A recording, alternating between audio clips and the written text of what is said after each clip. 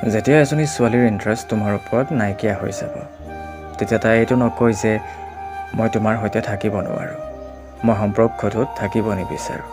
ইয়াৰ সলনি তাই তোমাক ফিল কৰাব যে তাই আজিও তোমাক আগৰ দৰে ভাল পায়, কিন্তু এতিয়া আগৰ দৰে টাইম দিব নোৱাৰে। তাই ৰুডলি কথা কোৱা ষ্টাৰ্ট কৰিব। তোমাৰ কথা, তোমাৰ ভাল পাই তাইক ইৰিটেট কৰিব। তুমি কিবা ক'ব বিচাৰিবা আৰু কাজিয়া ষ্টাৰ্ট হৈ যাব।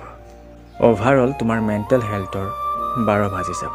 প্ৰথমে যি সৰু সৰু কথাত তুমি হাঁহিছিলা, ফূৰ্তি কৰিছিলা, এই কথাবোৰত কাজিয়া ষ্টাৰ্ট হ'ব। তুমি লাহে লাহে ফিল কৰিবা যে যাক তুমি ভাল পাইছিলা এতিয়া আৰু তাই আগৰ দৰে হৈ থকা নাই, সলনি হৈ গ'ল। তোমাৰ এনেকুৱা লাগিব যে তুমি তাইৰ সৈতে নহয়, আনৰ সৈতে আছা।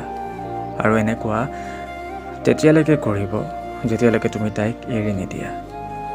কাৰণ তাই যদি তোমাক প্ৰথমে এৰি দিয়ে, তেতিয়া মানুহৰ আগত তাই বেয়া হৈ যাব ন।